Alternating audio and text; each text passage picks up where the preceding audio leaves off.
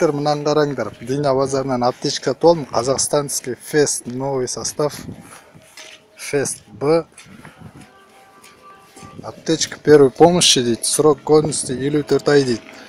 Салафанда оралып тұр, міне сыртында пленкасымен ашылмаған. Артын қарасақ, спискіде барлық списк шалып тұр. Срок годности 54 деп тұр. Ішінде бәрі жетеді, бәрі бар екен.